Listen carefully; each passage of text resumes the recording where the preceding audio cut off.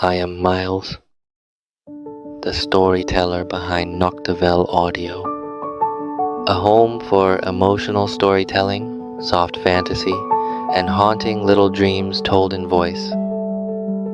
If you enjoy stories that feel like a whisper in the dark, take a moment to subscribe to Noctavelle Audio and turn on notifications. That way, the next quiet story will find you right when you need it. Tonight, we return to Mia and the train that should not exist. A red scarf, a name hidden in the dark, and a station that seems to remember more than Mia does. This is part 2 of The Train That Arrived Twice.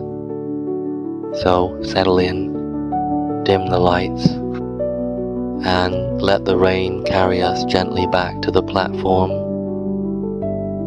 Mia woke with a taste of rain in her mouth, and her hand closed tight around something soft and red. For one confused second, she thought she was still on the train. Then she opened her eyes and found herself on the platform at Astor Street, kneeling under a broken lamp, the scarf in her lap, and the station empty around her. The train was gone. So was the whistle. So was the conductor. Only the rain remained, tapping steadily against the old roof above her. Mia stared at the scarf until her vision blurred a little. It was real. She could feel the frayed edge beneath her thumb. She could smell something faint in the fabric, something that reminded her of winter air and the inside of an old coat closet. Not a dream then, or not only a dream. She stood slowly, every muscle in her body still tense with the memory of the train tilting beneath her feet. The station looked exactly as it had before. Wet stone, rusted rails, the lamp humming above the platform. But something had shifted. She could feel it in the air, like a song cut off in the middle of a note. A cough sounded behind her. Mia turned. At the end of the platform, half in shadow, stood the conductor. She had not heard him approach. He looked smaller now, less like a figure from a dream and more like an exhausted man in an old coat who had been working too long in the rain. "You should not have gotten off yet," he said. Mia tightened her grip on the scarf. "What is this place?" she asked. The conductor looked down the tracks. Somewhere far away, the whistle sounded again. Very faint, very far. "A place for people who keep arriving before they are ready," he said. That answer should have made no sense. Somehow it did. Mia wanted to ask about Elin, wanted to ask why her face had appeared in the window, wanted to ask why the scarf felt like something she had once buried inside a drawer and inside herself. But before she could speak, the conductor lifted a hand and pointed toward the station office at the far end of the platform. "You came here for the same reason every month," he said. "But this time, you should read the ticket." Mia looked down. There was a paper ticket folded inside the scarf. She did not remember putting it there.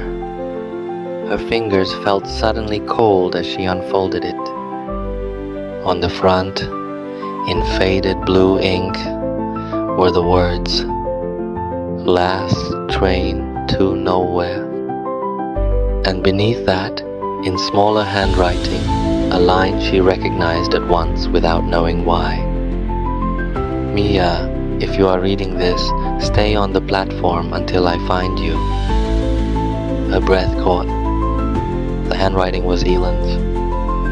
She knew it the way the body knows a scar before the mind remembers how it got there. She looked up sharply, but the conductor had already turned away, moving toward the office door at the end of the platform. "Wait," Mia called. He did not stop, but he raised one hand, almost as if in farewell. Mia followed him across the platform, her shoes splashing through shallow puddles. The old station office had a window crusted with dust and rain. Inside, one weak lamp burned over a desk covered in ledgers and train schedules too old to be useful. The conductor opened the door and stepped aside for her. On the desk sat a small stack of papers tied with twine. Atop it was a photograph. Mia picked it up with trembling fingers. It showed two girls sitting on the platform years ago, their shoulders touching, both of them laughing at something off camera. One was unmistakably Elin. The other was Mia. Mia stared. She did not remember the picture being taken. She did not remember that day. And yet, some part of her body recognized the angle of the light, the smell of wet stone, the way Elin's hand had once rested on her knee as though to keep her steady. There were other papers in the stack.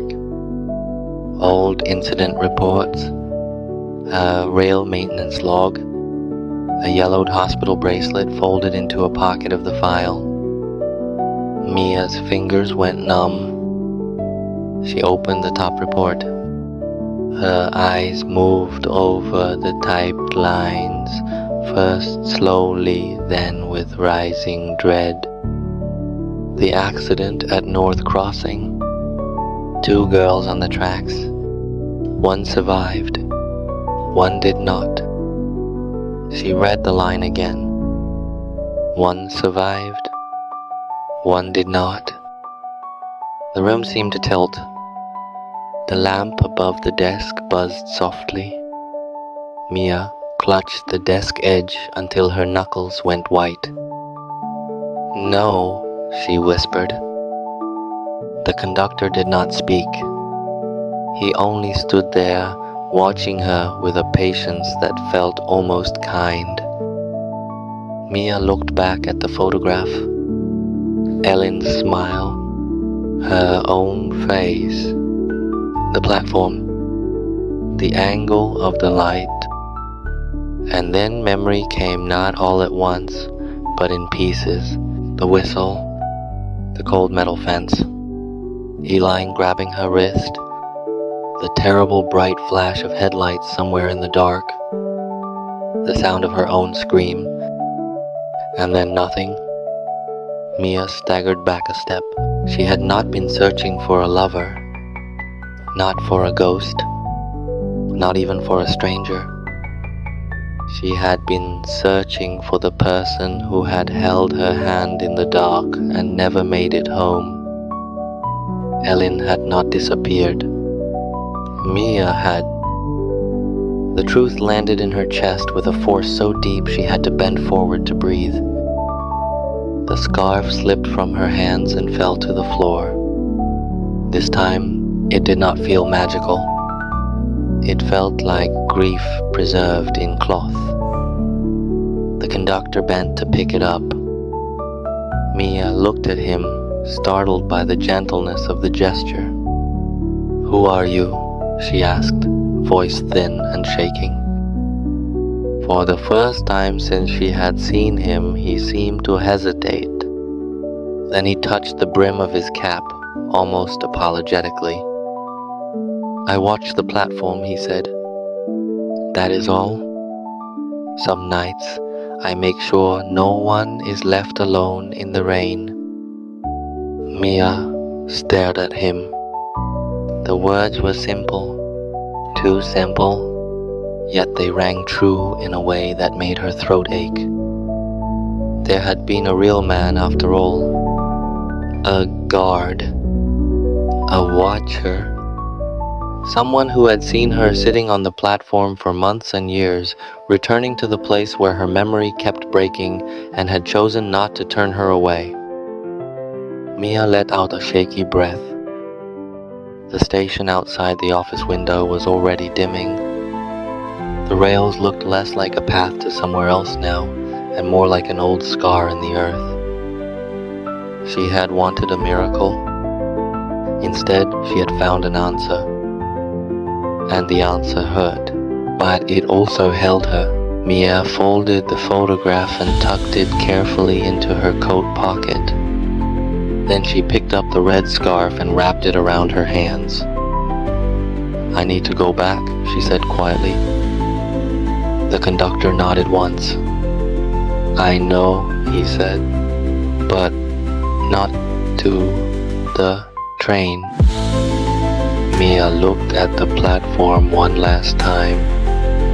No whistle now, no glowing windows, only rain and the faint smell of wet stone. Somewhere in the dark beyond the tracks, she thought she heard a familiar tune. 3 broken notes. A small whistle, the sound Elin used to make when she was trying not to be afraid. Mia closed her eyes. This time, she did not follow it. Somewhere in the dark beyond the tracks, she heard 3 broken notes of Elin's old whistle. This time, Mia closed her eyes and did not follow. And that is where tonight's story comes to rest. Mia has stepped closer to the truth, but not all the way through it. Some memories still wait in the dark, and some answers arrive only when we are ready to hold them. If this story stayed with you, subscribe to Noctavelle Audio and turn on notifications. That way, the final chapter will find you when it arrives. Until then, rest well. And if you hear a whistle in the rain tonight, maybe listen a little more carefully.